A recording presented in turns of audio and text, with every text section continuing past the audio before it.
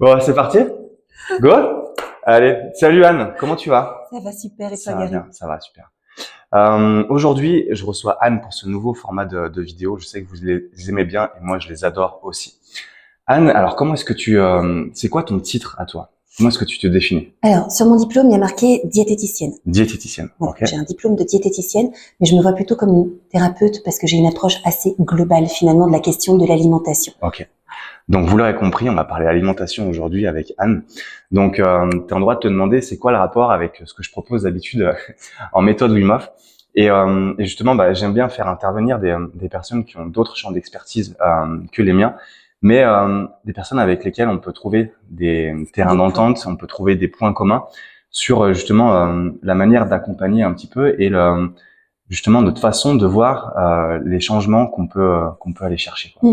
Dans mes valeurs à moi, dans ce qui me paraît juste, je suis toujours OK avec le fait que n'importe quel changement nécessite un petit peu d'inconfort. Et je pense que on a tous intérêt, en tout cas, à s'intéresser à notre manière de vivre au sens large. Et si on a envie de se développer personnellement, on est dans cette fameuse ère du développement personnel, hein, on a intérêt à s'intéresser à notre manière de bouger, à notre manière de manger aussi, à notre manière de communiquer avec les gens aussi dans cette sphère relationnelle. On peut s'intéresser aussi à sa sphère familiale, professionnelle, spirituelle, enfin bref. Et en ce qui concerne la nutrition, donc je vais finir mon monologue bientôt, hein, je veux dire. Je bois tes paroles, je t'en prie.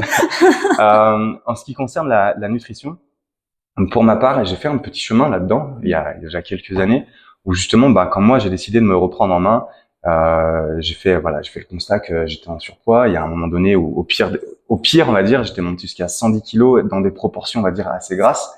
Et je savais que j'avais une hygiène de vie qui était pas top et j'avais envie de changer ça. Mais quand j'ai eu besoin de trouver des ressources et des informations, je suis tombé sur des trucs totalement comme ce qu'on appelle mainstream, comme s'il y avait des conseils qui étaient valables pour tout le monde. Donc moi ça m'a gonflé au point que à un moment donné j'ai fait mes propres recherches et je suis même pendant mes études de naturopathie allé pousser un petit peu plus loin mes apprentissages autour de la nutrition. Donc aujourd'hui ça me permet déjà d'avoir quelques notions, mais ça me tenait à cœur de te faire intervenir Anne parce que pour moi dans ce qui me paraît cohérent, tu as vraiment la vision juste de ce que devrait être l'alimentation, la nutrition aujourd'hui. Et on va voir avec Anne que entre ce que Anne propose et ce qui peut être vu habituellement sur les réseaux, enfin les conseils d'ordre généraux, on est vraiment sur deux salles, deux ambiances. et clairement, pour moi, c'est alors voilà, dans ce qui me paraît juste, encore une fois, c'est la bonne approche parce que aujourd'hui, j'ai l'impression que quand on s'intéresse à la nutrition, il y a, tu vas me dire si c'est d'accord avec moi ou pas, mais il y a une approche très mathématique de la nutrition. Quand on se met à compter des calories, à se dire voilà, il faut tant de calories dans tel truc, on fait des plans nutritionnels comme si on faisait des statistiques. Et tout ça, ça met plein de choses de côté qui sont pas de l'ordre, qui devraient forcément rentrer en compte parce que l'acte de manger, ça va bien plus loin que juste se remplir de carburant. Exact. Il y a un aspect social, émotionnel, personnel, et tout ça, c'est très très peu pris en compte. Et quand j'ai rencontré Anne l'année dernière, enfin, il y avait quelqu'un qui prenait en compte toutes ces dimensions-là et qui disait, attends, avant de savoir ce que tu dois manger, qu'est-ce qui se passe dans ta vie, qui es-tu vraiment, qu'est-ce qui te correspond le mieux. Donc ça, je pense que tu en parleras beaucoup plus que moi. Donc si tu veux bien maintenant, moi je le sais déjà, mais je suis sûr que j'ai tellement bien teasé qu'il y en a plein qui veulent savoir ce que tu fais exactement.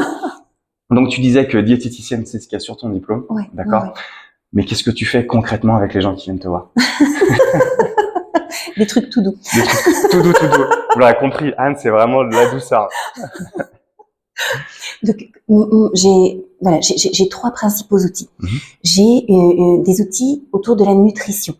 Voilà, donc la nutrition, ça revient à ce à quoi on réduit la diététique habituellement, c'est-à-dire les aspects nutritionnels, c'est-à-dire des aliments qui apportent des éléments qui vont avoir tel ou tel effet dans notre corps. Bon, parmi les outils nutritionnels que j'ai, il y en a un auquel je suis en train de me former qui vraiment révolutionne l'approche et la complète superbement bien, c'est le profilage alimentaire. Voilà. Et effectivement, là, on va aller chercher quels sont les nutriments qui correspondent vraiment à cette personne qu'on a en face de nous parce qu'elle est constituée de telle manière, avec un métabolisme qui gère plus ou moins bien les graisses, les glucides, les protéines, etc. Donc on arrive à déterminer comment est faite la personne intérieure, sa chimie interne, voilà, pour l'aider à trouver plus facilement l'alimentation qui lui convient. Donc, si je comprends bien, il y a une vraie investigation de savoir, de comprendre vraiment la personne, sa physiologie, savoir quel carburant lui convient le mieux au final, c'est ça. Et juste ça, c'est juste énorme parce que on voit pas ça, on le voit très peu, on le voit pas suffisamment, à mon sens en tout cas, parce que justement, comme je disais tout à l'heure, on a l'impression que quand on parle nutrition, il y a des conseils généraux. Ça fait grossir ou ça fait pas grossir, ou il faut manger ça à telle heure et pas ça à telle heure. Et moi, quand j'entends ça me met un petit peu hors de moi parce que je dis, ok, peut-être pour toi. Oui, c'est ça. Mais pour moi, qu'est-ce qu'il faut que je fasse? Si tu veux, quand on entend ces conseils d'ordre vraiment généraux en termes de nutrition, c'est comme si moi j'entends, des fois j'essaie de trouver des images, de faire des parallèles, et c'est comme si on entend quelqu'un dire, si tu vas acheter des chaussures, faut que tu ailles acheter des chaussures en taille 38 parce que moi c'est ce qui a marché pour moi. Oui, c'est ça. Et en fait non, c'est un peu plus compliqué que ça. Et surtout dans ce domaine-là de la nutrition, même plus de l'alimentation, il y a tellement de facteurs qui arrivent en jeu. Donc du coup tu reçois quelqu'un et tu vas essayer de comprendre vraiment qui il est, comment il fonctionne. Exactement. Sur le plan chimique, je rebondis, j'en profite pour citer Tati Lowers qui a créé l'approche du profilage alimentaire. Elle dit en fait tous les courants en nutrition ont raison, mais pas pour tout le monde et pas au même moment. C'est ça. Voilà. Donc le crudivorisme a raison, mais pour une petite partie de la population. Le végétarisme a raison pour une petite partie de la population. Paléo, c'est bon pour une petite partie de la population. Et puis ça dépend des moments. Voilà, parce que on n'est pas toujours apte à métaboliser les choses de la même manière en fonction de notre état de santé, notre niveau de fatigue, etc. Ok, cool. C'est ça parce que en fait, on a tous évolué sur des régions du globe différentes. Et à notre époque où l'information est plus ou moins mondialisée, on voudrait croire qu'il y a un menu type qui serait bon pour tout le monde. Et donc forcément, ça demande d'être un peu plus personnalisé. Exactement. Et de rajouter aussi de l'humain et de l'émotionnel là-dedans, quoi. Exactement, ça c'est important. Donc quand j'ai démarré en diététique, moi la chance que j'ai eue, c'est que j'ai jamais fait de la diététique diététicienne. On appelle ça aussi la diététique réductionniste. C'est ce que tu disais tout à l'heure, quand on considère l'homme comme une machine finalement, avec une entrée de carburant, une sortie de carburant, etc. Et puis où on oublie toute la dimension finalement subtile. On est aussi énergie, on est aussi pensée, on est aussi émotion. Donc si on se contente juste de regarder ce qui se passe au niveau du corps et qu'en plus on le réduit à une mécanisation, alors qu'il y a tellement de ponts entre le psychisme, le physique, le spirituel, l'énergie, etc. On ne tient plus compte de tout un tas de dimensions qui sont essentielles, fondamentales. Donc quand j'ai démarré, moi la chance que j'ai eue, c'est que j'ai tout de suite rencontré la diététique comportementale. Voilà, la diététique comportementale. Notez ça les amis, diététique comportementale. Et donc la diététique comportementale, au lieu de dire aux gens ce qu'ils ont à faire, d'avoir en plus un rapport vertical avec les gens, de leur dire moi je suis le sachant, toi je vais te dire ce que tu as à faire. Tiens, prends ta petite feuille et fais ça quoi. Exactement, ce qui est très infantilisant. En diététique comportementale, on redonne le pouvoir aux gens de s'autodéterminer. Dans ta première vidéo, conversation avec Léo autour de l'énergétique chinoise, j'ai beaucoup aimé quand il donnait la définition de l'autonomie, c'est la manière de se nommer soi-même. Moi je dis c'est une manière de se donner sa propre loi, sa propre règle. Parce que finalement, il y a plein de règles diététiques et si elles nous correspondent, souvent c'est un hasard. Alors que notre corps et ses propres lois à lui, une fois qu'on les a déterminées, on peut s'autodéterminer, se donner son propre cadre. Ok, ça va. Reste là-dessus, je vais juste vérifier que ça tourne toujours. J'ai ça dans un coin de la tête, j'ai besoin de me rassurer. Parce que c'est tellement bien. C'est bon, ça tourne. Tu la gardes pour le bêtisier. Tu gardes pas la première séquence par contre. Non, mais de toute façon, moi je monte rien. Je monte rien, je te dis. Ça part direct comme ça, avec le début, la fin, les pauses et tout. Tu cut le début, là.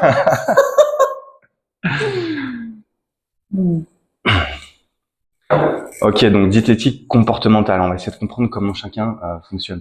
Alors, c'est pas tant oui, il y a quand même une dimension comprendre comment chacun fonctionne. Et puis surtout, il y a vraiment une dimension écoute de soi. Donc Socrate, 5e siècle avant Jésus-Christ, il disait déjà, si chacun s'observe et observe quelle nourriture, quelle boisson, quels exercices lui font du bien, il n'y a pas un médecin qui sera capable, mieux que nous-mêmes, de nous dire qu'est-ce qui va être propre à rétablir notre santé. C'est ça au final. Je pense que c'est vraiment ça la clé vers l'autonomie. Oui. Quand on est en capacité justement de savoir ce qui est bon pour nous, on n'a plus besoin de personne. Et aujourd'hui, j'ai un peu l'impression que tout le monde est un peu en quête de la bonne parole, la bonne solution. De son gourou. Voilà, de son gourou parfois. Ouais. Et c'est comme si on avait, ça c'est un truc que je répète tout le temps, mais c'est comme si on avait constamment besoin d'aller chercher une solution qui vient de l'extérieur. C'est ça. Ouais. Et des fois, si on fait ce travail, qui peut être inconfortable, d'investigation, de mettre un petit peu des changements, mais si on fait ce travail d'aller chercher des ressources internes, savoir ce qui est bon pour nous ou pas, et on n'a plus besoin de personne en fait. Exactement. Ouais. Et ça, c'est vraiment le propos d'un autre aspect de mon travail. On parlait du profilage alimentaire, de la diététique comportementale pour le coup. En diététique comportementale, on se place pas comme un sachant en relation verticale avec quelqu'un qui ignore, mais on est côte à côte avec une personne qui va devenir un expert de lui-même. Et en diététique comportementale, au lieu de donner un plan alimentaire et de dire à la personne, vous allez manger ça, on n'a aucune idée en fait de ce qui est bon pour la personne ou pas, on ne sait pas comment elle est faite à l'intérieur. Le seul recours qu'on ait, c'est que la personne apprenne à s'auto-observer. Et qu'est-ce qu'elle va observer? Elle va observer dans un premier temps ses sensations alimentaires, sa sensation de faim, ses envies, son rassasiement, le plaisir, le déplaisir, les sensations de dégoût, tout ça. Et ça va nous donner des indices sur ce qui lui convient ou pas. Et surtout, cette connaissance de soi, cette analyse des messages du corps suffit à la personne. On n'a même pas besoin du profilage alimentaire. Pour moi, le profilage, c'est juste un tremplin pour les personnes qui sont en difficulté pour revenir à l'écoute d'elles-mêmes ou qui sont dans un état d'épuisement, qui comprennent pas de quoi il s'agit. Et peut-être que dans la démarche, du coup, tu me corriges si je me trompe, mais le profilage alimentaire, il va être là pour comprendre ce qui est bon pour moi, là tout de suite. Mais il y a aussi ce besoin en profondeur de comprendre soi pour soi et de développer une finesse d'écoute de ses sensations. La finesse d'écoute, elle est indispensable. Le profilage, il va apporter des éléments sur un profil de base. C'est-à-dire, on a un profil alimentaire pour toute la vie. On est né avec certaines qualités. Il y a des personnes qui sont constituées pour être végétariennes de base. Il y a des personnes qui ne pourront jamais être végétariennes parce qu'elles sont constituées comme ça. Du coup, le profilage va apporter des éléments par rapport à ça. Mais ce qui va être intéressant, c'est que il ne supplante pas, il ne remplace pas le ressenti de la personne. C'est-à-dire qu'il y a ce qui est marqué sur le papier et on va proposer à la personne de faire des expérimentations et de vérifier si effectivement ça lui convient ou pas. On a pas mal de critères à observer. Est-ce que quand vous prenez par exemple un petit déjeuner gras et protéiné au lieu de faire un petit déjeuner sucré, vous avez encore des compulsions le matin? Est-ce que vous avez les coups de barre dans l'après-midi, etc. Donc on va avoir tout un tas de critères à observer. C'est la personne seule qui peut vérifier ce qui se passe en elle. Ouais, donc il y a vraiment ce travail-là qui dénote vraiment de l'approche standard qu'on peut avoir en nutrition. Mais cette approche standard de nutrition, elle crée un lien de dépendance quelque part entre la personne et le praticien. Et le praticien qui va l'accompagner parce que c'est je mange ça parce qu'on m'a dit de faire ça. Exactement. Et justement pour moi quand tu parles de faire ce travail d'investigation, d'écouter ses sensations, ça demande une certaine forme d'effort. Pourquoi pas aussi d'inconfort, parce que ça demande aussi de se regarder soi de la manière la plus objective possible, d'accepter ce qui est. Mais encore une fois, c'est vraiment une clé vers l'autonomie, et c'est pas quelque chose qu'on a l'habitude de faire. On a l'habitude de demander au monde qui va être son sauveur pour aller mieux. Et pour moi, ça fait vraiment partie de merde, je sais plus ce que je voulais dire. Il va falloir que je coupe ça. Là, je me suis perdu totalement. Voilà. On cherche à l'extérieur. Voilà, on va toujours faire ce travail de recherche extérieure. Et là, pour une fois, on nous suggère d'aller écouter un peu ce qui se passe à l'intérieur, et on n'a vraiment pas l'habitude de le faire. Oui. Est-ce qu'on s'est déjà posé la question de comment je me sens après avoir mangé telle ou telle chose? Oui. Et peut-être aussi l'inverse. Qu'est-ce que je mange après avoir ressenti telle ou telle chose? Exactement. Et ce travail, moi, je trouve formidable. Et justement, j'aimerais bien t'entendre toi sur ces questions d'enfant intérieur, justement. Oui. Donc ça, c'est le troisième volet. Donc 3 outils nutritionnels, outils comportementaux, et puis un outil d'accompagnement des émotions et d'accueil des émotions. Moi, je me suis formée en thérapie de l'enfant intérieur, et ça permet vraiment de faire une articulation entre des comportements qu'on se voit avoir et dont on ne comprend pas pourquoi on n'arrive pas à en sortir. Combien de fois j'ai 80% de mes patientes qui, en arrivant en consultation, me disent « mais moi je sais très bien ce que j'ai à faire, je sais très bien ce qu'il faudrait que je fasse, mais je n'y arrive pas ». Donc le savoir n'est pas le pouvoir. Donc concrètement, on sent bien qu'il y a un truc. Mais il se passe quelque chose qui fait qu'il y a des peurs, qu'il y a des croyances également qui vont nous entraver. En thérapie de l'enfant intérieur, on va identifier la part de nous qui a peur, qui est dans l'émotion, etc., comme la part enfant de nous. C'est ce que Jung, le psychanalyste, appelait l'enfant éternel.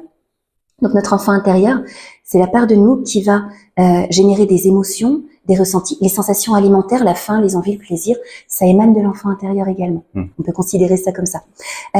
L'enfant intérieur donc, nous donne des informations, des signaux, des sensations pour nous faire savoir où on en est par rapport à la satisfaction de nos besoins. Donc si j'ai peur, c'est probablement qu'il y a quelque chose de dangereux par rapport à la satisfaction de mes besoins qui se profile. Si je suis en colère, c'est que mes limites ont été atteintes ou risquent d'être atteintes.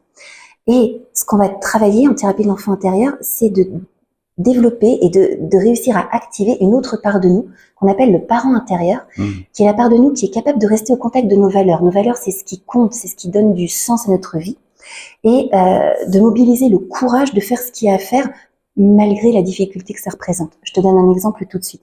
Quand par exemple, on ressent une émotion difficile de la tristesse, etc.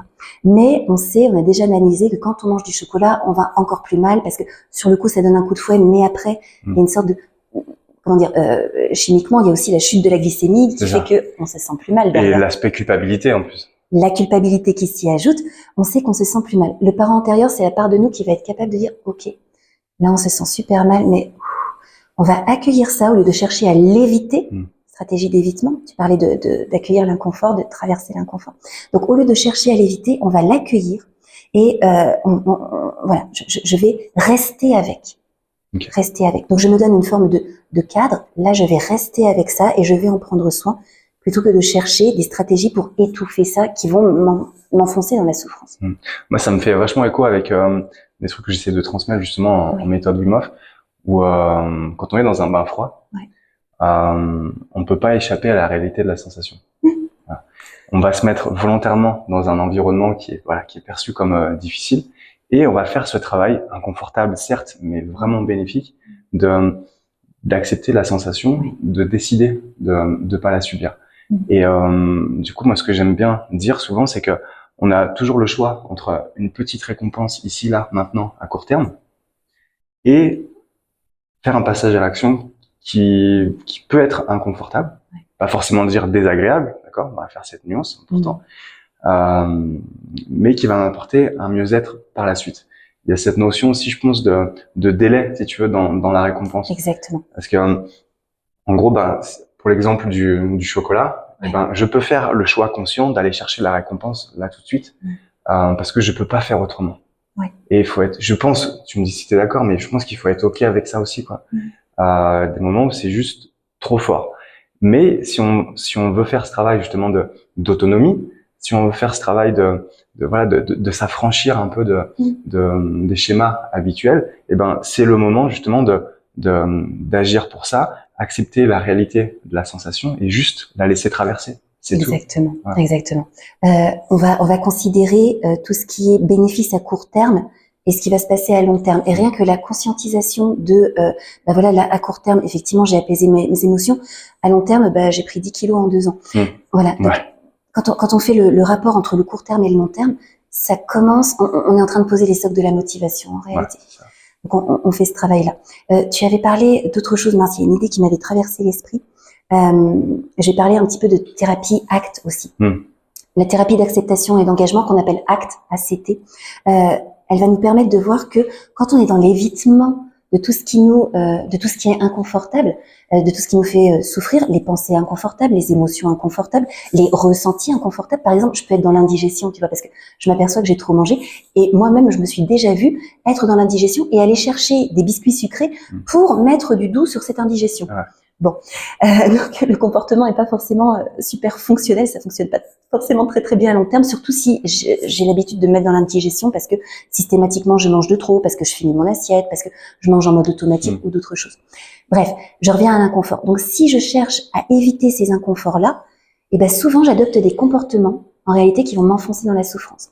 J'ai une émotion difficile, par exemple, j'ai une contrariété au travail c'est un bon exemple. J'ai une contrariété au travail. Je vais manger des biscuits. Mais qu'est-ce que ça génère? Ben, ça génère que je culpabilise d'avoir mangé des biscuits. C'est une autre forme d'inconfort. Et pour faire taire cet inconfort, ben, peut-être je vais être tentée d'aller rechercher encore des biscuits. Et en réalité, je m'enfonce dans l'inconfort et je m'enfonce dans la souffrance. Si à un moment donné, j'arrête d'être dans l'évitement, dans la fuite de cet inconfort et de cette souffrance, que je l'accueille, ça demande du courage, effectivement, on en parlait tout à l'heure avec le parent intérieur, je vais pouvoir engager des actions qui, au contraire, vont me permettre de me rapprocher de ce qui compte vraiment pour moi, de ce qui fait sens. Eh ben, moi, je peux te dire une chose, c'est amen, parce que pour moi, voilà, c'est pour ça que moi, c'est intéressant d'échanger avec des personnes comme toi et de trouver les liens avec ce que j'essaye de transmettre aussi. Et du coup, ben, je pense que c'est le moment pour moi de parler un petit peu justement de mon évolution par rapport à mon approche de la nutrition. Au départ, je sais pas si on l'avait ça avant ou pas, mais on verra, c'est pas grave. Quand j'ai commencé à prendre soin de moi quelque part, je me suis bien rendu compte que niveau alimentation, il fallait changer des choses et j'avais un rapport au sucre qui était très compliqué parce que j'étais totalement addict au sucre. C'était vraiment un moyen pour moi justement d'étouffer l'intensité des sensations, des émotions que je pouvais ressentir à un moment donné. Et mais ça, à chaque fois, ça revenait à la charge un peu plus fort et un peu plus fort et un peu plus fort. Et quand j'essayais de parler de ça, ben, on me disait ouais, okay, on peut être addict à plein de trucs, mais le sucre, ça va, arrête d'en manger et c'est bon quoi. Donc si c'était juste ça, ça serait beaucoup trop simple et je pense qu'il y aurait pas 30% des supermarchés qui seraient remplis avec des produits sucrés quoi. Enfin 30% de la surface des supermarchés où des fois je m'amuse à observer un petit peu ça. Je vais faire des courses et j'essaie de regarder tout ce qu'il y a. Et de me dire qu'est-ce qui resterait. C'est très bizarre ce qui se passe dans ma tête des fois, mais j'essaye d'imaginer ce qui resterait dans le magasin s'il y avait que des produits qui étaient bons pour moi. On appellerait déjà plus ça des supermarchés. Ouais, et ben franchement il resterait pas grand chose. Donc je pense que je suis loin d'être le seul dans ce cadre-là. Et bah du coup moi au fil du temps et des expérimentations, moi, je suis parti un peu en autodidacte au départ à la recherche de ce qui était bon pour moi, en essayant plein de choses, ce que j'ai besoin de ressentir. Tout à fait. Donc j'ai essayé du vegan, du végétarien, du cétogène, du paléo. Il y a des choses qui m'allaient très bien et d'autres beaucoup moins. Donc c'est là que j'ai compris déjà qu'une alimentation basée sur des glucides et des végétaux, c'était pas bon pour moi, que ça me donnait pas l'énergie dont j'avais besoin et que ça me faisait grossir en plus. Et que quand je me tournais vers une alimentation plus riche en protéines animales et en gras végétal ou animal, ça me faisait du bien. Ça me faisait du bien. J'avais plus de fringales et j'avais plus ce besoin de retourner constamment vers du sucre et je me sentais vraiment nourri. Cette sensation quand t'as mangé, enfin il y a un moment donné quand j'ai commencé à toucher ça du doigt, je me suis dit, bah, en fait je peux me faire un bon repas, j'ai pas besoin de me sentir gavé pour me sentir satisfait. C'est ça. Et ça, franchement, c'était vraiment précieux. C'était vraiment précieux et du coup, quand j'ai voulu peaufiner un petit peu ça et aller un peu plus loin, on a entamé un travail ensemble. Et justement, j'ai beaucoup aimé parce qu'il y a eu une investigation folle que j'ai jamais vue ailleurs.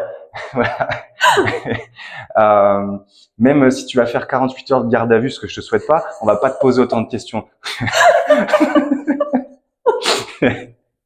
Et enfin, voilà, tu vois l'idée, c'est de vraiment t'es allé chercher de l'information, mais vraiment un maximum d'informations dans plein de domaines et dans plein de sphères différentes. Donc là, moi, je me suis senti vraiment accompagné parce que je me suis dit, il y a vraiment quelqu'un qui veut comprendre qui je suis et comment je fonctionne. C'est ça. Parce qu'elle va me poser des questions que même moi, je me suis jamais posées. Et donc, j'ai des fois un petit peu de mal à y répondre. Et juste ça, c'est super intéressant. Juste ce travail-là, il peut déjà être bénéfique parce que justement, ça demande de se poser en observateur. Oui, tout à fait. D'être dans l'observation de ce qui se passe. Et pour moi, ça faisait vraiment sens parce que on est toujours pris dans le flot des émotions, des sensations à un moment donné. Quand c'est l'environnement qui dicte comment je me passe, comment je dois me comporter, ce que je dois ressentir. Et en fait, il y a un moment donné, on dit stop. Ça, j'ai trouvé ça vraiment agréable. Attends. Tu sais, ce petit moment de, attends. Qu'est-ce qui se passe là? Qu'est-ce qui se passe dehors? Qu'est-ce que ça fait sur moi? Et ça peut paraître pas grand-chose, mais à force de travailler ça, et forcément il y a des liens aussi avec la méthode Wim Hof, on arrive à développer ce cran de recul. C'est ça. Et donc, plutôt que se jeter machinalement sur le paquet de gâteaux, ben, je peux te dire, là, attends. Qu'est-ce qui fait que j'ai envie d'en arriver là? Oui. Et se laisser ce choix d'aller avec le paquet de gâteaux, mais au moins on aura identifié peut-être ce qui aura causé le truc, qui permet de travailler dessus par la suite. Ou alors de faire ce travail inconfortable, d'accepter, de laisser traverser, de laisser vivre cette émotion qui a besoin d'être vécue dans l'instant. Et c'est gagnant-gagnant quelque part. Soit j'ai identifié un truc, soit j'ai vraiment travaillé là tout de suite dessus. Donc enfin bref, je me suis un petit peu éparpillé, mais j'ai fait un travail avec Anne, donc on était parti là. Et donc il y a ce travail d'investigation. Et après, c'était à moi justement d'agir concrètement. Et c'est ça que j'ai beaucoup aimé et qui me donne aussi les clés de l'autonomie que j'ai aujourd'hui, parce que c'était beaucoup plus, ça aurait été plus simple pour moi. Ça aurait été beaucoup plus simple d'avoir un tableau avec des repas c'est ça. et peut-être même la liste de courses, comme s'il fallait vraiment faire la liste de courses, et puis peut-être que je peux peut-être même me faire livrer des repas, ou alors j'ai demandé si je pouvais venir cuisiner. J'ai pas le temps. Ou alors peut-être que je sais pas, encore d'autres solutions. Pourquoi pas, tiens, prendre des trucs en poudre là pour remplacer ça. Enfin, pour moi c'est juste pas ok quoi. Et ça aurait été beaucoup plus simple. Mais est-ce que c'est la solution? Je pense pas. Parce que ça crée cette forme de dépendance et encore, on est vraiment sur de la supposition, sur du truc clé en main, et ça peut pas le faire. Le taille unique en alimentation, ça peut pas gérer quoi. Ça peut pas se gérer. Tu disais, est-ce que c'est la solution? Ça dépend de ce qu'on veut solutionner. Aussi, faut peut-être se poser ces questions-là. Qu'est-ce que tu veux au final? Est-ce que tu veux un truc clé en main, comme ça, facile, hop? Ou est-ce que tu as envie de bosser sur toi pour être autonome? Voilà. Moi, je pense que je crois que un des objectifs de l'être humain, c'est d'atteindre une forme de liberté dans l'autonomie. Et j'aime beaucoup comment Léo, que tu as interviewé autour de l'énergétique chinoise dans ta première conversation, définit l'autonomie. Il dit que c'est une manière de se nommer soi-même. Étymologiquement parlant, l'autonomie, c'est se donner sa propre loi. C'est plutôt que d'écouter des règles alimentaires, des dictats diététiques extérieurs, on va écouter ce que notre corps lui réclame et se donner notre propre cadre. Quand j'utilise l'expression mangeur libre, c'est justement pour évoquer que on n'est pas soumis à des règles qui ont été imposées de l'extérieur, mais par contre on se donne notre propre cadre qui nous correspond vraiment à nous. C'est un peu une révolutionnaire indépendantiste de la nutrition au final. Mangeur libre. Mais j'aime beaucoup cette notion justement de s'affranchir un peu d'un quelconque conseil alimentaire. Oui, au final, on ne devrait pas avoir besoin. Alors, c'est ça. En tout cas, on n'a pas besoin de choses qui nous disent c'est ça qui est bon pour tout le monde. Parce que il y a une seule vérité, c'est que en alimentation, tous ceux qui ont créé les approches, que ce soit paléo, que ce soit crudivore, que ce soit le végétarisme, que ce soit le régime signalé, même toutes ces choses, la diète Kousmine, etc., de la doctoresse Kousmine, tout le monde a raison, mais pas pour tout le monde et pas au même moment. C'est ça. Et c'est ça la clé en réalité. Et si effectivement... Est-ce que ça serait pas, du coup, faut se créer sa vérité au milieu de plein de gens qui proposent la leur au final? C'est effectivement ne pas rentrer dans le cadre de quelqu'un, mais goûter à comment ça nous fait nous, et à un moment donné se dire non mais ça c'est pas bon pour moi, je le rejette, ça c'est ok pour moi, je le prends avec moi. Voilà. Et c'est savoir faire cette différence entre c'est bon je prends, c'est pas bon je laisse.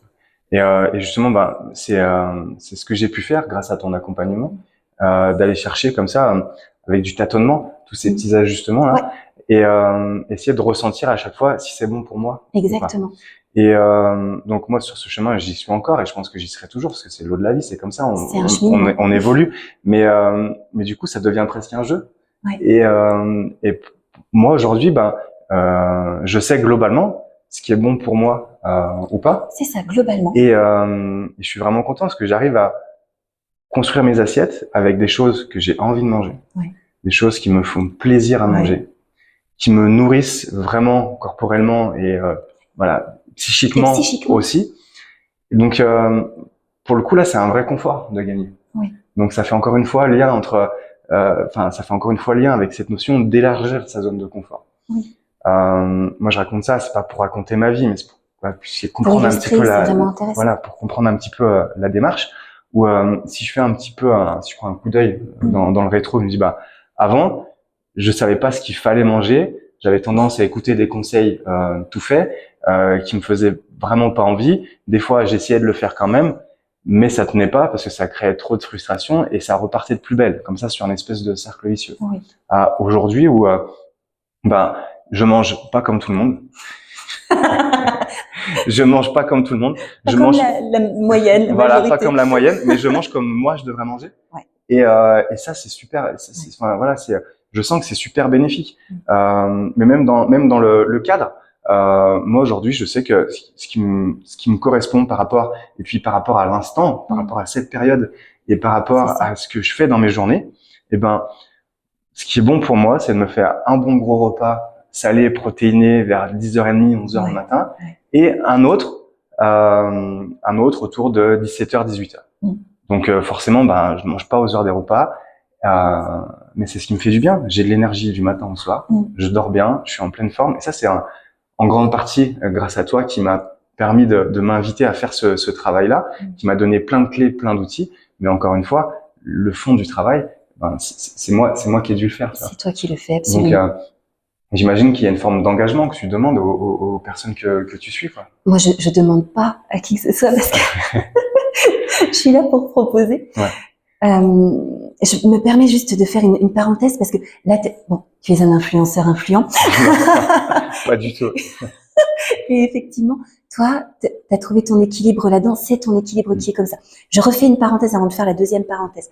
Tu as dit que tu savais quelle était l'alimentation qui te convenait globalement. Et oui, aujourd'hui, on sait quelle est l'alimentation qui te convient dans la globalité. Ce qui ne t'empêche pas, et ça tu l'as précisé, de pouvoir continuer à être attentif dans l'instant aussi, parce que en fonction du temps qu'il fait, en fonction de la période de l'année, en fonction de ton état de fatigue ou pas, tu vas pas avoir exactement les mêmes besoins. Donc c'est pour ça que ton assiette ne peut pas être standard et qu'elle va pouvoir évoluer en fonction des saisons.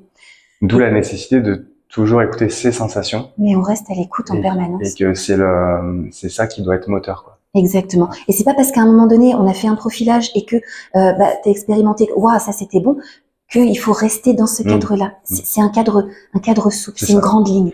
Pas s'enfermer dans des quelconques dictates, parce qu'il y en a de plus en plus aussi. On dit, il y a des personnes qui adhèrent avec un champ de valeurs, peut-être crudivore, peut-être vegan, peut-être des fois des carnivores purs, ça existe aussi. Si on s'enferme dans un truc, forcément, à un moment donné, on s'empêche de répondre vraiment à tous ces besoins, parce que ces besoins, ils changent vraiment au fil du temps. Moi, je vais faire une autre parenthèse. J'ai envie de vous parler de ça. C'est le livre de Anne qui s'appelle Nourrir mon enfant intérieur. Et justement, ça évoque toutes ces notions-là de manière vraiment poussée. Moi, c'est un des rares bouquins que j'ai dévoré aussi vite. je suis pas un grand lecteur, mais celui-là, une fois que je l'ai entamé, j'avais besoin de comprendre, parce que voilà, il y avait un petit peu de suspense. Et pas pour moi en tout cas. Donc vraiment, si c'est ces notions de relation entre comment je me sens et ce que je mange, mes émotions et ma nutrition, si je veux aller vers un peu plus d'autonomie alimentaire, je vous invite vraiment à lire, à acheter ce bouquin. Alors moi, j'ai aucun intérêt financier direct avec ce livre, évidemment, mais je fais une promo vraiment sincère et de vraiment bon cœur, parce que c'est un livre qui est vraiment de qualité. On mettra les infos dans la bio pour que vous puissiez le trouver. On reparlera émotion avec plaisir. Je vais revenir à cette histoire de 2 repas par jour.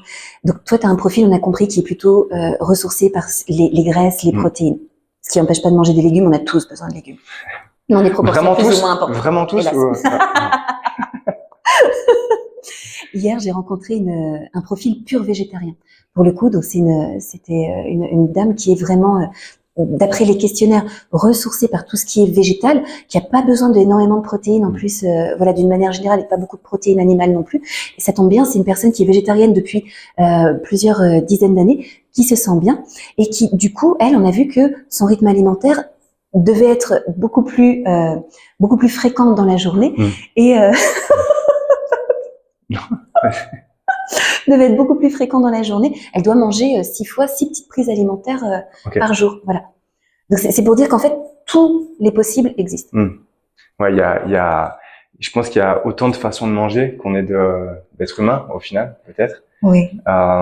Et que justement, à travers cette vidéo, ce qu'on vous invite à faire, c'est vraiment explorer ça, faire ce travail avec une personne comme Anne qui aura les compétences, les qualifications, qui va vous proposer plein d'outils pour faire ce travail d'investigation. Voilà, ce premier point de départ, et ensuite faire cette exploration personnelle, de voir ce qui me correspond le mieux, voilà, ce qui me correspond le mieux à mettre dans mon assiette, et surtout essayer de faire ces liens entre ce que j'ai besoin de manger, ce que je ressens, et ce qui se passe dans ma sphère émotionnelle. Aussi, et c'est vraiment quelque chose qui est indispensable à prendre en compte. Il faut vraiment, je pense en tout cas, sortir de cette vision mathématique de la nutrition, quoi. Mais c'est ça. Il y a une vision aujourd'hui, même depuis très très très longtemps, peut-être depuis les années 50, peut-être même avant, de la diététique comme une entrée-sortie de calories. Enfin, je vérifie mon micro aussi. Ouais, super, la technologie fonctionne. On est heureux. Comme une entrée-sortie de calories. Donc c'est une vision de l'homme-machine. Ouais. Mais on n'est pas des robots, on n'est pas des machines. Et vous avez bien remarqué qu'il y a des jours où on fonctionne, et il y a des jours où on fait exactement la même chose et ça ne fonctionne pas. Parce qu'on est en lien avec notre environnement, parce que notre psychisme a une large influence sur notre physique aussi. Et du coup, c'est un vrai travail d'enquête d'aller chercher à un moment donné si j'ai une fringale ou un grignotage pour une raison qui est une raison physique, physiologique, parce qu'à ce moment-là j'ai faim, ou si c'est pour une raison émotionnelle. Ouais. Hier, j'ai rencontré par exemple un jeune homme, et c'était très intéressant. Il me disait, moi j'ai des grignotages le matin et j'ai des grignotages l'après-midi. Donc on a regardé concrètement une journée réelle, parce qu'il n'y a pas de généralité. Et ce qui se passe un jour, c'est pas forcément ce qui va motiver un grignotage le lendemain. Carrément. Donc on a regardé sur une journée réelle, la journée de la veille, ce qui s'était passé pour lui, et on s'est aperçu que en fait le matin, quand on observe ses sensations alimentaires, il avait faim. Donc c'est un grignotage physiologique. En fait, il a besoin de manger, son corps appelle du carburant à ce moment-là. Et l'après-midi, par contre, il n'a pas faim. Donc il se passe autre chose. Et on s'aperçoit que dans son travail, qui est un travail stressant, où il a affaire à des personnes qui sont dans les plaintes, qui déversent beaucoup d'émotions, etc., où il est assez confronté, il est assez bousculé lui-même sur le plan de ses propres émotions.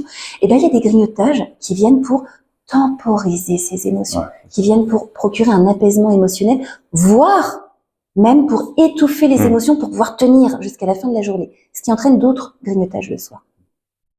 Ouais, donc il y a du comportemental, enfin, il y a de la nutrition physique, il y a la nutrition physique, et il y a de la nutrition émotionnelle. Il y a la nutrition émotionnelle. C'est pour ça qu'on parle de nourrir son enfant intérieur. Carrément. Moi, j'ai vraiment adoré cette approche-là, et je pense que ta vision, elle manque cruellement aujourd'hui dans la sphère de l'alimentation. C'est pour ça que ça me tenait vraiment à cœur de te faire intervenir et d'écouter ton point de vue là-dessus. Pour moi, ça m'a vraiment aidé à mettre des mots sur des choses, et vraiment entamer un travail concret et quotidien d'exploration de ma manière plus que de manger au final, de me nourrir. Parce que se nourrir, je pense que le terme est plus vaste que juste manger, quoi. C'est exactement. On se nourrit, on nourrit. Pour manger, ça ne nourrit pas que le corps. Ça nourrit pour moi quatre sphères ou 4 types de besoins. Les besoins du corps, évidemment, les besoins émotionnels, les besoins psychiques, symboliques. On n'arrête pas de manger des symboles. Quoi qu'on choisisse comme aliment, on va choisir, cet emballage plutôt que cet emballage-là. On mange des symboles sans arrêt. Et puis on nourrit nos sens. Et nos sens, je reviens à cet exemple de ce jeune homme qui faisait des compulsions l'après-midi. Quand on est dans un environnement, un bureau fermé avec des murs moches, etc., pas de fenêtre, ou une lucarne en hauteur, un écran d'ordinateur qui nous envoie de la lumière bleue et qui zone toute la journée, en réalité, nos sens sont très sous-nourris. Et les sens, ils sont assez, pas assez pris en considération en Occident, alors que dans des approches orientales comme la médecine traditionnelle chinoise, l'énergétique chinoise, chaque sens est associé à l'énergie d'un organe, donc à une fonction du corps. La vue est associée à la fonction du foie. Le goût est associé à la fonction de la rate qui permet la digestion. Le goût, c'est aussi l'envie, etc. Donc, il y a toute une sphère, à la fois énergétique, symbolique, etc., qui fait que quand nos sens sont stimulés et bien nourris, eh ben, il y a plein de choses qui s'équilibrent en nous. Du coup, pour moi, ça soulève une question. Merci pour tout ça. Moi, je fais des généralités, mais aujourd'hui, quand on s'intéresse à la nutrition, pour la plupart des personnes qui veulent s'occuper de ça, c'est qu'elles sont bien souvent, la plupart du temps, dans une démarche de perte de poids. Oui. Dans des rares cas, dans une démarche de prise de poids. Ça arrive aussi. Ça arrive aussi. Oui. Ou dans une démarche de performance physique. Oui. Voilà. En gros, on fait attention à ce qu'on mange quand on veut garder la ligne, ou la retrouver, ou voilà, quand on veut performer quelque part. Mais par rapport à tout ce que tu dis sur l'aspect de se nourrir, je pense que vraiment, il y a des personnes qui peuvent ne pas se sentir concernées par ces questions-là, parce qu'il y a des personnes qui vont manger entre guillemets un peu tout et n'importe quoi sans trop se poser de questions, et qui disent non mais bon, ça me va pour moi, regarde, je suis pas gros. Oui. Mais pour moi, le poids ou le surpoids, c'est comment dire, c'est pas parce qu'on n'est pas en surpoids que notre alimentation elle nous correspond et qu'elle est bonne pour nous, quoi. Donc si on regarde en plus la santé sur le plan large. Donc du coup, ça serait quoi ton message à toi par rapport à ça? Moi, je vais reprendre une expression de ma formatrice en profilage alimentaire qui s'appelle Maya de Decker. Elle dit c'est pas parce qu'on n'est pas malade qu'on est en santé. Voilà, c'est ça. Et c'est cet écart entre les deux. Après, il y a des personnes que ça dérange pas de pas être en santé du moment qu'elles sont pas malades, et c'est ok en fait. On utilise un outil, que ce soit même en médecine, on va utiliser les étapes de la motivation qui ont été schématisées notamment par Prochaska. Et on va regarder qu'il y a plusieurs étapes dans la motivation. Il y a une première étape qui s'appelle le stade pré-contemplatif. Par exemple, on va regarder pour une personne qui serait fumeuse. Le stade pré-contemplatif, c'est ça me pose aucun problème d'être fumeur. Voilà, je n'ai aucune envie d'arrêter. Moi, j'ai que des bénéfices, ou de toute façon, les bénéfices surpassent tellement les inconvénients que je peux avoir. Pas lieu d'arrêter. La deuxième étape de la motivation, c'est ce qu'on appelle le stade contemplatif. Bon, ok, j'ai un problème. J'ai la toux du fumeur le matin. Je sens bien que j'ai une dyspnée d'effort, c'est-à-dire que je suis essoufflée à l'effort, etc. Je commence à avoir les dents qui se déchaussent. Bon, bref, ça commence vraiment à sentir le roussi. J'ai un problème. Par contre, j'ai encore tellement de bénéfices à fumer que je ne suis pas encore prêt au changement. Ok, ça c'est la deuxième étape. Troisième étape, la préparation au changement. Ok, là je suis prêt à commencer à envisager comment je vais changer. S'en suivront l'action, la consolidation de l'action, la rechute. Et on va refaire des cycles comme ça. Et à un moment donné, il y aura plus la rechute, ça va aller mieux. Il y aura des rechutes, mais beaucoup plus tard, et les cycles seront beaucoup plus longs. Mais ça fait partie aussi du cycle de motivation. Donc en fait, et on en revient à ce qu'on parlait de la liberté tout à l'heure, c'est quoi l'objectif? On n'est pas tous au même point, on n'est pas tous dans la même prise de conscience de la santé. Moi, aujourd'hui, à mon âge et avec ce que j'ai vécu, au cours des dernières années, ma conscience de la santé, mes priorités sont plus les mêmes non plus. Ouais, donc il y a vraiment cette c'est une question de prise de conscience et comme tu as très bien dit, de finalité, d'objectif. C'est ça. Moi, j'essaie des fois de remettre ça un petit peu en lumière parce que j'ai tendance à être un petit peu dans l'inverse, à vouloir toujours trouver du mieux partout.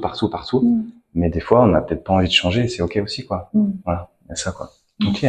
Et justement, toi, tu parlais de cette motivation. Moi, il y a une notion que je saoule un peu tout le monde, c'est cette notion, tu sais, d'engagement. Après, et tous ces justement cette recherche, cette investigation, on va demander une suite un peu de passage à l'action quelque part. Et si on a comme finalité, ce que j'invite toujours à tout le monde à faire, c'est regarder la finalité plutôt que regarder juste l'obstacle là tout de suite devant. Et c'est un truc qu'on travaille dans le froid aussi notamment, et que c'est pour ça que je vois plein de liens avec ce qu'on fait tous les deux. Et tous ces moments où vous allez être dans votre exploration, on va dire, de votre façon de manger, sur tous ces plans-là, comme on l'a évoqué, essayez justement de vous rappeler la finalité de la chose et de vous dire que l'engagement, donc faire des passages à l'action inconfortables, même si dans l'instant ça peut paraître trop dur. Ça peut paraître trop dur. Si on regarde juste ça, effectivement, on voit pas forcément d'intérêt. Mais si on voit l'objectif, si on voit la finalité, eh ben, on voit que justement, ce qui est le plus inconfortable au final, c'est de rester là où on est parfois. Des fois, oui, voilà. Effectivement. Et donc, prenez cet engagement entre vous et vous. Il y a ça aussi. Hein. Voilà, on peut aller chercher des solutions chez tout le monde. Il y en a qui vont nous donner des trucs clés en main parce que ça donne envie, des trucs un peu tout faits ou presque on va agir à notre place. Mais gardons aussi en conscience qu'il y a que nous qui pouvons agir pour nous. Ça c'est sûr. Et en tout cas, savoir vraiment dans la finesse qu'est-ce qui est le mieux pour nous. Ça me fait penser quand tu partages ça, je vais. En fait, on dit exactement la même chose avec des mots différents. Donc, voilà, ça va être intéressant d'avoir plusieurs images. Ça va parler de manière différente à nos cerveaux différents. C'est cette histoire. On parlait du parent intérieur tout à l'heure, et je vous disais, le parent intérieur, c'est la part de nous qui est capable de rester au contact de nos valeurs. Nos valeurs, c'est ce qui compte, c'est ce qui fait sens. À un moment donné, toi, tu poses la question de, ok, qu'est-ce qui fait sens? Qu'est-ce qui est vraiment important? Pourquoi je le fais? Pourquoi je vais le faire, même si c'est difficile? Et quand j'aide les patients à sentir où est-ce que ça se passe dans leur corps quand on est en contact avec l'enfant intérieur, l'adulte intérieur, le parent intérieur, le mental, quand c'est le mental qui pilote. Le parent intérieur, ça se passe à cet endroit-là. Ça se passe au niveau du cœur. C'est le parent intérieur qui est capable de mobiliser notre courage. Dans le mot courage, il y a le mot cœur. Petit cœur. Tu le fais tout bien. Et donc ça se passe au niveau du cœur, et tout à coup on sent que, moi par exemple, une de mes valeurs, alors je l'appelle la bienveillance. La bienveillance, je dirais, c'est plutôt une forme de non-agression. Je considère que ne pas agresser les gens, c'est une chose importante. Même quand je suis très énervée, ça reste quelque chose d'important. Et des fois, j'ai ma petite fille intérieure qui dit « mais il m'embête, mais j'ai vraiment envie d'y rentrer dedans, etc. » Et j'ai mon parent intérieur qui accueille ça, qui dit « ok, là on est très très agacé, effectivement, ça nous chauffe. Mais on a décidé et on a convenu que agresser les gens c'était pas ok pour nous, donc on va pas taper dessus, on va pas l'agresser verbalement. Pas taper. Et donc ça se passe vraiment ici, et ça demande du courage parce que c'est vachement difficile des fois de pas taper sur certaines personnes.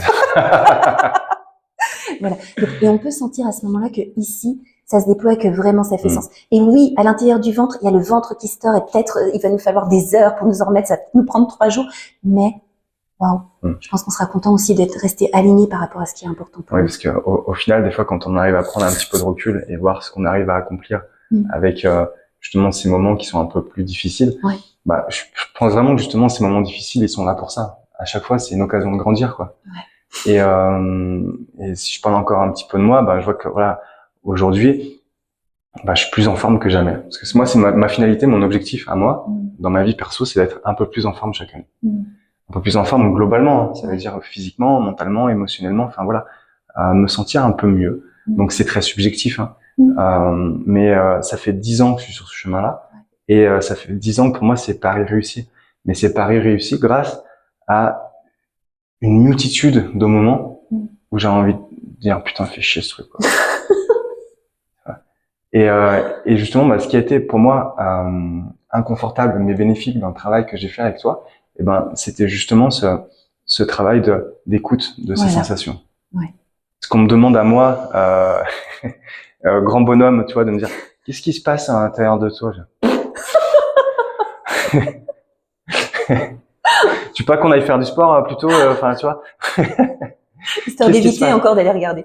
Donc c'était pas, il y a beaucoup de personnes pour qui c'est beaucoup plus facile, c'est beaucoup plus accessible. Tout à fait. Pour moi, c'est quelque chose que j'avais jamais fait. Qu'est-ce qui se passe à l'intérieur de soi? Cette question con, ça m'a laissé con, quoi, en tout cas. Parce que mais je sais pas trop. Non, ça va. Et en fait, au final, ça m'a appris à développer un peu cette finesse et cette connaissance. Mais sans rentrer non plus dans il faut s'écouter systématiquement.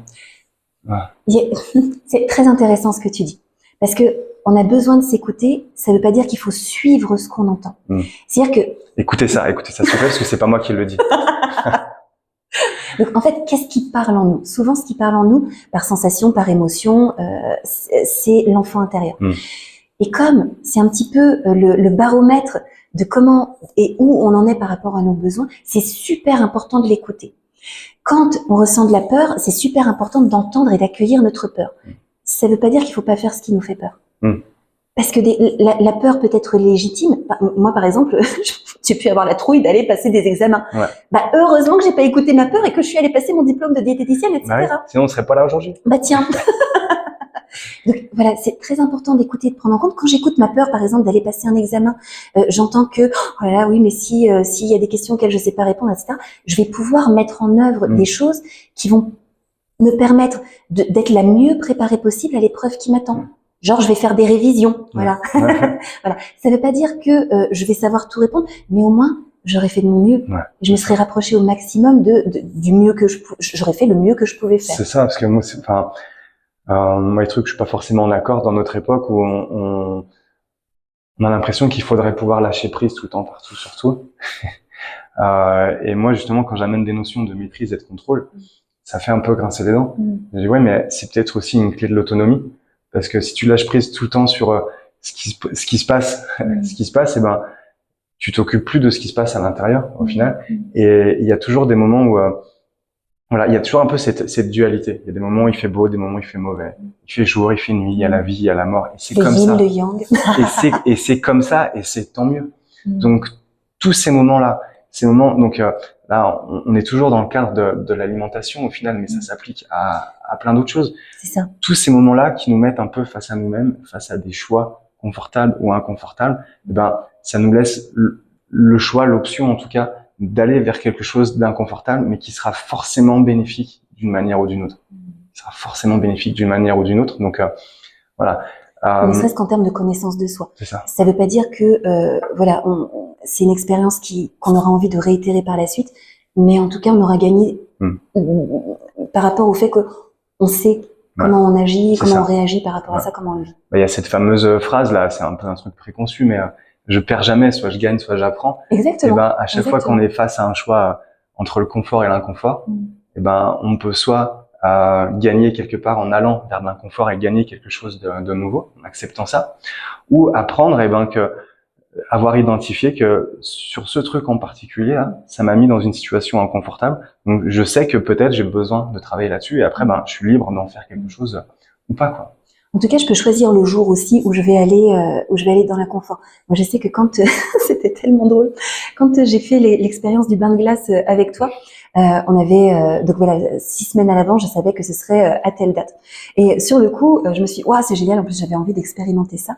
Et plus on se rapprochait, et plus je me disais, waouh, il faut que je trouve une excuse pour me débiner. Et c'était de plus en plus violent au fur et à mesure qu'on se rapprochait. T'es pas la seule, hein. T'es pas la seule. Il y a tellement comme ça. Moi, perso, le froid, c'est vraiment pas mon truc. Quand on regarde ma constitution, en plus, moi, j'ai déjà beaucoup de froid interne. Donc, je vais plutôt aller naturellement, et c'est sain pour moi, chercher la chaleur. L'été est ma saison. Voilà, je reste au soleil à faire le lézard, je recharge les batteries. Je prends des douches très chaudes pour recharger en chaleur. Je mets des grosses chaussettes énormes la nuit. Bon, bref, pour bien garder la chaleur en moi, je mange des épices piquantes pour faire de la chaleur. Bref, donc le bain de glace, là, pour le coup, j'aime bien l'expression, c'était chercher à élargir ma zone de confort. Mais moi, je me vivais vraiment c'était même l'exploser, là. Oh là là. Donc, il fallait sortir de cette zone de confort et c'était difficile. Et je me souviens, c'était génial parce qu'il y a toute une préparation. Il y a un travail à la fois où tu racontes une histoire, donc tu poses un cadre, donc il y a de la symbolique qu'on s'approprie, c'est super intéressant, le parcours de Wim Hof, tout ça. Ensuite, il y a des exercices respiratoires. Et puis ensuite, on va vers le bain de glace. Et à l'intérieur de moi, mais je la vois comme ma petite fille intérieure, qui dit, ouais, super, allez, on y va, etc. On est tous en maillot de bain, c'est rigolo. Bon. Et on arrive devant le bain de glace, et là, ma petite fille intérieure dit, waouh, de la glace, j'aime pas ça. Et il y a cette hésitation. Et donc, on a la consigne on rentre d'un coup. Moi, j'applique la consigne, je rentre d'un coup. Et tout à coup, je me souviens, j'ai eu une raison. Alors, mon corps, il s'exprime. Et j'ai cette hyperventilation, tu sais, qui advient. Et je sens qu'il y a ma tête qui est là, qui dit, ok, je suis dans la glace, et il y a mon corps qui est en train d'hyperventiler. Et je sens mon corps qui est complètement autonome dans sa respiration, avec moi en tant qu'observateur qui dit, ok, qu'est-ce qui se passe? Bon, Gary est à côté, il m'explique que tout va bien, etc. Il m'avait même expliqué au préalable que ça pouvait arriver. Donc, dans ma tête, je suis sereine, mais je vois mon corps qui est en panique. Bon. Et donc, il y a Gary à côté qui accompagne. Il dit, ok, là, on va respirer de plus en plus lentement. Et arrive un moment où c'est la paix. Voilà. Et où, tout à coup, on est juste bien dans ce bain de glace. Bon, je mets quand même pas les doigts dedans parce que ça caille quand même. Mais tout à coup, on est juste bien. Et je sais pas, je suis restée, Je suis restée plusieurs minutes. Hein. En plus, il y avait une copine en face. Enfin, c'était rigolo. On se tapait la chatte. Il y a tout le monde qui causait autour. On était bien. Et c'était une expérience super intéressante. J'ai pas recommencé. Parce que vraiment, la chaleur est mon élément. Mais on peut choisir aussi le moment où ça va être OK pour soi. Et je pense qu'il y a des moments, et Léo, dans la conversation autour de l'énergétique chinoise, il en parlait bien. Il y a des moments où le corps est plus à même de se défendre contre certaines perversités, contre le froid, etc. Des moments où il est moins à même. Et je pense que c'est aussi super important de bien sentir le moment où on va se faire du mal et le moment où, waouh, là on a l'énergie pour se dépasser. Pour aller apprendre. Ben, merci pour ton retour, ton témoignage. Et pour moi, je suis vraiment content d'entendre ça parce que le cœur du message, ça veut dire qu'il est passé à mon sens. Pourquoi? Parce que justement, tu as très bien identifié tout le process. Le process de ouais, je m'inscris, ça va être cool. Parce pour l'instant, au départ, c'est de l'ordre du presque on fantasme un petit peu le truc. Complètement, c'est du fun, c'est waouh. C'est dit ok, et puis ça reste de l'imaginaire. Oui. Après, le temps passe, la date approche, et ça devient de plus en plus réel. Ouais. Jusqu'au moment où on se retrouve factuellement devant le bain de glace. Ouais. Et pendant toute cette période-là, c'est un travail juste de perception de ce qui s'est passé dans ma tête à l'idée d'aller faire un bain de glace. Ouais, ça c'est hyper intéressant. Et ce que je dis souvent, c'est que ce qu'il y a de plus dur, c'est de prendre la décision de venir. Exactement. C'est de prendre la décision de venir. Après, bon, il y a aussi mon travail pour que ça se passe au mieux. Quand vous venez, c'est pas juste, allez vous baigner dans la glace et puis vous me dites ce que vous en pensez, quoi. Il y a un accompagnement très sérieux, très professionnel et très bienveillant. Merci beaucoup.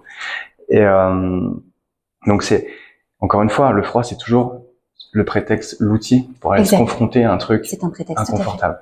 Surtout pour toi, comme justement quelqu'un qui a besoin de plus de chaud. Et ça me fait plaisir aussi d'entendre ça parce que j'essaye moi aussi des fois d'alléger un petit peu mon discours et d'arrêter de dire qu'il faut se mettre dans le froid systématiquement tout le temps. Mais ça, il y a au moins vraiment ce mérite d'y être allé, justement pour aller gérer ces sensations-là. C'est ça. Et quand tu parlais de ta respiration qui s'accélère et tout, je pense que ça fait le lien aussi avec tous ces moments où nutritionnellement on aurait besoin de se réfugier quelque part. Voilà, c'est quelque chose qui nous pousse. Est-ce que je me laisse envahir? Ouais.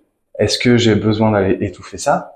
Ou est-ce que je vais juste accepter la sensation? Exactement. Et dans le bain de glace, c'est vraiment le travail qu'on fait, mais puissance 1000, parce que la sensation, elle est inéluctable, quoi. C'est ça.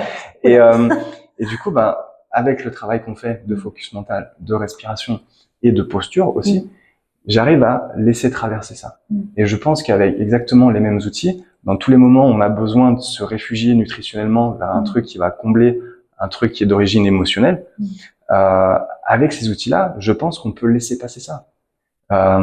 Ok, je prends ce moment de ce petit cran de recul pour observer ce qui se passe à l'intérieur, respirer vraiment calmement, détendre ma posture si besoin, et mentalement faire face à la réalité. On va pas essayer de se barrer ailleurs, faire face à la réalité, mais juste laisser passer l'orage.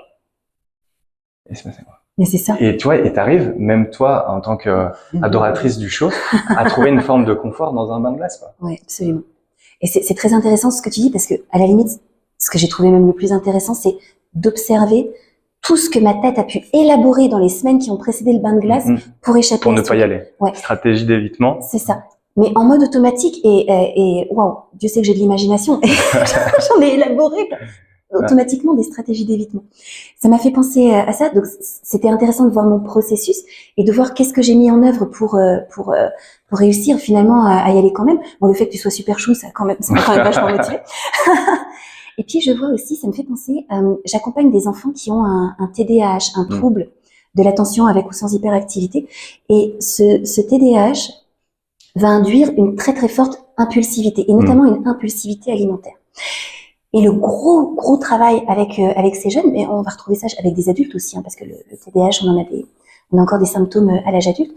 Ça va être déjà de rester avec cette impulsivité. Comment je vais pouvoir rester avec cette impulsivité? Déjà, si j'arrive à rester avec elle 5 secondes avant de me jeter sur le paquet de biscuits, waouh, j'ai déjà commencé à expérimenter autre chose. Et donc, on va avoir des exercices, des expériences, que ce soit grâce à la diététique comportementale, ou alors, moi, je vais pêcher dans des approches issues de la pleine conscience, des techniques de méditation, etc. Des jeux, des exercices qui vont permettre à un moment donné juste de rester avec. Travailler avec la respiration, j'utilise ta formation sur la respiration pour proposer des exercices. Et donc, c'est vraiment cette histoire de rester avec ça, de pouvoir être au contact de cet inconfort. Rester avec, c'est une expression qu'on emploie en thérapie ACT. Rester avec. Et voir que, on meurt pas. Juste, c'est inconfortable, mais ça va pas nous tuer. Parce que souvent, ce que notre enfant intérieur amplifie, c'est que, c'est tellement douloureux, c'est tellement violent, j'ai tellement peur, la peur a l'air tellement énorme que elle va me submerger. Non, j'ai peur. Et la peur, qu'est-ce que c'est? Par exemple, c'est une émotion, c'est des hormones qui vont activer des cellules musculaires, des organes, etc., qui vont faire que je vais ressentir un ensemble de symptômes et de sensations dans mon corps. Et ça passe. Une fois que les hormones, elles ont été éliminées, ça passe. Donc je peux rester avec. Et ben voilà. Pour moi, c'est une belle transition vers la clôture de cette vidéo, parce que voilà, on est vraiment raccord là-dessus. Donc explorer un peu cette zone d'inconfort, même dans la sphère alimentaire. Vous avez vu que ça fait un moment qu'on parle et au final on a très peu parlé alimentation. C'est pas faux, mais je dis souvent en fait, ce qu'on travaille autour de l'assiette, ça a un impact sur tous les domaines de la vie. C'est ça. Et donc voilà, faites ce travail, faites-vous accompagner par Anne. Vraiment, ça va vous permettre d'avancer d'un bond de géant. Voilà. Pour rappel, le bouquin Nourrir mon enfant intérieur de Anne, il faut le prendre. Tu dois le prendre, tu dois le lire. Et comment est-ce qu'on peut te contacter du coup? C'est par téléphone, c'est ça? Alors, on me contacte par téléphone, on me contacte par email. Ok. Donc toutes les coordonnées, on les met dans la description de la vidéo. Anne est sur Annecy si vous voulez la voir en direct. Vrai. Et si vous n'avez pas la chance d'être dans la région, vous pouvez toujours faire de la visio, des consultations en distanciel. Voilà. Et puis quand on prend un rendez-vous, que ce soit par téléphone, par email, je rappelle toujours les gens parce que je vérifie toujours que les outils que je propose sont bien en adéquation avec la demande, les attentes de la personne. Si j'ai pas la compétence ou si la personne attend autre chose, attend par exemple du prêt à manger, etc.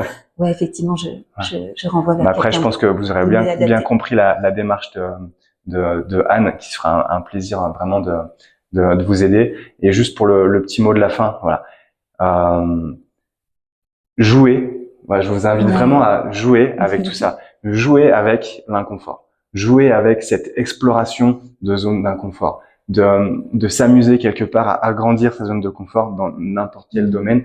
Et là même nutritionnellement, amusez-vous à vous connaître mieux, à connaître vos sensations et pour aller développer cette autonomie et vraiment agrandir de manière spectaculaire justement cette zone de confort là où vous allez être bien et vous allez trouver ce qui vous correspond pile poil là tout de suite. Et voilà, encore une fois, pour avoir cette autonomie et que tout se règle un peu de lui-même au final, quoi. Tout à fait. Une fois qu'on est aligné de toute façon dans un domaine et qu'on a réussi à dire ça c'est ok, je le garde, ça c'est pas ok, je le distance, on fait du tri dans plein de domaines de sa vie, les relations, le travail, tout ça. Je pense que c'est une excellente phrase de fin. N'est-ce pas? Merci beaucoup, Anne. Merci à toi. Merci, c'était vraiment chouette. Merci beaucoup. Merci. Et puis à très bientôt et salut tout le monde.